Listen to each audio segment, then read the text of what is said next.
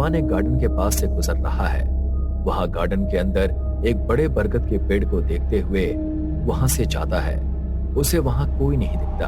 तभी तेज हवा चलती है और फिर पेड़ के पास एक भयानक इंसान नजर आता है जो उसे देख रहा है। पहलवान उसे देखकर डर के मारे वहां से भागता है। तेज प्रताप हॉल में बैठा हुआ है। तभी पहलवान आकर कहता है, बड़े मालिक, बड़े मालिक। क्या है, इतने घबराए हुए क्यों हो? मैंने अमित बाबा को वहाँ गार्डन के पास देखा था। बहुत भयानक दिख रहे थे वो। तेरा नाम पहलवान है और शरीर भी पहलवानों जैसा है, लेकिन दिमाग बच्चों वाला है। भूल गया तू कि उसके साथ क्या हुआ था? जुगनी और अमित गार्डन में बेंच पर बैठकर बातें कर रहे थे। तभी वहां तेज प्रताप अपने नौकर पहलवान के साथ गार्डन की दूसरी ओर से आता है। वो बातें कर रहे थे। हमारे छोटे से कस्बे में ये जो पार्क बना है ना, बहुत अच्छा हो गया है। तभी पहलवान की नजर अमित पर पड़ती है। बड़े मालिक, वो देखिए अमित बाबा। सामने का नजारा देख तेज प्रताप की आंखें गुस्से से लाल हो गईं। तेज प्रताप और पहलवान अमित के पास गए और हंसते हुए बोले, अमित बेटा। पापा, आप? बेटा, तुझे तेरी माँ बुला रही है, जल्दी घर पहुंच। अमित बिना कुछ कहे निकल जाता है। जुगनी भी जाने लगती है कि तेज प्रताप उसे रोक लेता है। तेज प्रताप, पहलवान रात को घर पहुंचे। उन्होंने देखा कि अमित, कांति, विनय हॉल में बैठे हैं। वो जैसे ही अंदर आते हैं, अमित जुगनी के बारे में पूछता है। पापा, माँ ने मुझे नहीं बुलाया था। खैर, अब आपकी जुगनी से मुलाकात भी हो गई। मैं उससे शादी करना चाहता हूँ। वो आपको कैसी लगी? मार दिया मैंने उसे। उस लड़की की हिम्मत कैसे हुई ठाकुर खानदान की बहू बनने का सपना देखने की? क्या? आपने बहुत गलत किया पापा। मैं आपकी हैवानियत के बारे में पुलिस को बता दूंगा। तभी तेज प्रताप जल्दी से गुप्ती निकालकर अमित के पेट में घुसा देता है। अमित दर्द से चीखता है। तेज प्रताप ने अमित की हत्या कर दी और उसकी लाश को अपने ही बगीचे में बरगद के पेड़ के नीचे दफना दिया। कोई मुंह नहीं खोलेगा, वरना उसे भी जिंदा दफना दूंगा। एक दिन अमित की मां कांति अपने कमरे में खिड़की के पास कुर्सी पर बैठकर अमित की तस्वीर हाथ में लिए रो रही थी। तभी उसे ऐसा लगा जैसे अमित ने उसे पुकारा हो। माँ, तुमने मुझे क्यों नहीं बचाया? तुम मुझे इंसाफ नहीं दिलाओगी? कांति आवाज सुनकर डर गई। पीछे मुड़ते ही उसे अमित खड़ा दिखाई दिया। वो जोर से चीखी और वहीं बेहोश हो गई। आवाज सुनकर तेज प्रताप भागता हुआ कमरे में गया। कांति को बेहोश पड़ा देखकर वो कांति के पास गया और उसे होश में लाने की कोशिश करने लगा। कांति, कांति, कांति! तेज प्रताप ने कांति के चेहरे पर पानी छिड़का और कांति को होश आया। तुम ठीक हो? लेकिन कांति ने कोई जवाब नहीं दिया। उसके हाथ में अमित की तस्वीर देख तेज प्रताप उसकी हालत समझ गया। देखो कांति, जो होना था सो हो गया। अब सब कुछ भूलकर आगे बढ़ो। कैसे भूल जाऊं मैं अपने बेटे को? आपने उसे मार दिया। अरे कौन सा बाप मारता है अपने ही बेटे को इतनी छोटी सी बात पर? खबरदार, जो आज के बाद फिर से ये बात मुंह से निकाली भी तो समझ में आया हो तो ठीक, वरना।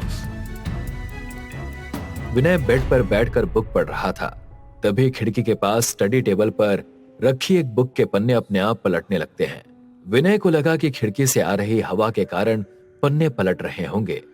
वो खिड़की और बुक भी बंद कर देता है। विनय वापस बेड पर आकर बैठ जाता है। तभी उसे सामने स्टडी टेबल पर कोई बैठा हुआ नजर आता है। कौन हो तुम? ऐसा पूछते ही वो इंसान वहां से गायब हो गया। विनय उसके बारे में सोच ही रहा था कि अचानक उसे बेड के नीचे से रोने की आवाज आती है। उसने बेड के नीचे देखा, लेकिन वहां कोई नहीं था। लगता है मेरे कान और आंख बोलने लग गए हैं। कुछ भी सुनाई या दिखाई नहीं दे रहा। विनय जैसे ही बेड के ऊपर जाने के लिए मुड़ता है, तो वहां बेड पर अमित का भूत बैठा है। दोनों की नजरें मिलती हैं। और विनय डर के मारे चीख पड़ता है और बेहोश हो जाता है। अमित का भूत विनय के शरीर पर कब्जा कर लेता है। विनय की चीख सुनकर कांति और तेज प्रताप विनय के कमरे में आते हैं और सामने का नजारा देखकर उनके पैरों तले जमीन खिसक जाती है। विनय जमीन पर पड़ा है और उसका पूरा शरीर नीला पड़ गया है। कांति रोते हुए विनय को उठाने की कोशिश करती है। विनय, विनय बेटा, बेटा तू ठीक है? विनय। तभी विनय आंखें खोलता है और बैठता है। उसकी आंखें लाल हो गई थीं और वो डरावनी आवाज में कहता है, मैं ठीक हूं मां। ये कहकर विनय खड़ा होता है।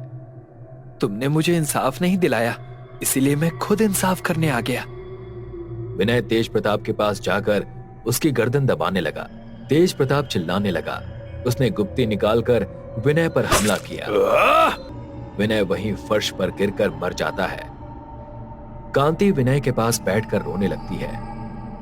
विनय बेटा, बेटा आंखें खोलो, आंखें खोलो बेटा। तभी पहलवान भी आ जाता है। इसे भी ले जाकर वहीं दफना दो।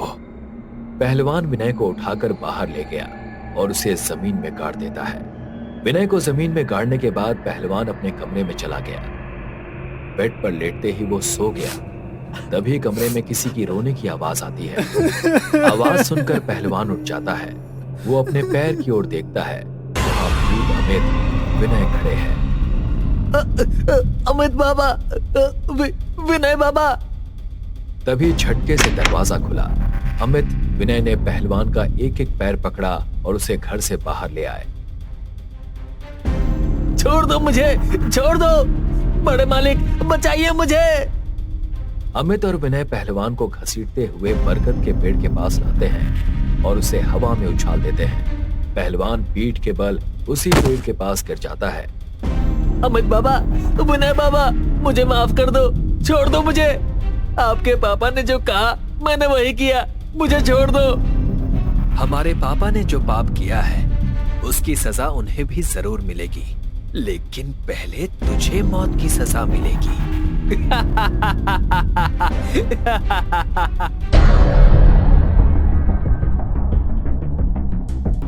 कुछ दिनों बाद तेज प्रताप कांति कमरे में सो रहे थे। तभी कांति के कानों में अमित विनय की आवाज गूंजने लगी। माँ, तुमने हमें इंसाफ नहीं दिलाया। कांति एक झटके में उठकर बैठ जाती है। उसके मन में बेचैनी होने लगती है। वो विनय और अमित की मौत का हादसा याद कर मन ही मन खुद को कोसने लगती है कि उसके सामने ही दोनों बेटों ने अपना दम तोड़ दिया, वो भी उसी के पति की वजह से। वो बेड से उतरी और दरवाजे की ओर बढ़ी। तेज प्रताप बेड पर लेटा था। कहाँ जा रही हो कांति? जा रही हूँ पुलिस स्टेशन, अपने बेटों को इंसाफ दिलाने। मैं तुझे फांसी की सजा दिलाऊंगी ठाकुर तेज प्रताप। इतने में कांति भागने लगी। तेज प्रताप उठकर टेबल से चाकू लेता है और कांति के पीछे भागता है। तेरी इतनी हिम्मत कि तू अपने पति का नाम ले रही है? लगता है तू ऐसे नहीं मानेगी। तुझे भी तेरे बेटों के पास भेजना पड़ेगा। सड़क पर भाग रही कांति लड़खड़ा कर गिरती है। तेज प्रताप उसे पकड़ लेता है। अब मैं तुझे भी मार कर यहीं तेरे बेटों के बगल में गाड़ दूंगा। इतना कहकर तेज प्रताप चाकू मारने वाला होता है कि तभी बिजली कड़कती है और चाकू उसके हाथ से छूट जाता है। तेज प्रताप चाकू उठाता है और सामने देखता है तो अमित और विनय की आत्माएं वहां खड़ी होती हैं। तेज प्रताप उन दोनों को देखकर डर जाता है। तुम दोनों इंसाफ कर लो बेटा। अमित विनय ने तेज प्रताप को पकड़ा और अपने साथ जमीन में गाड़ दिया। तेज प्रताप की चीख के साथ ही सब शांत हो जाता है।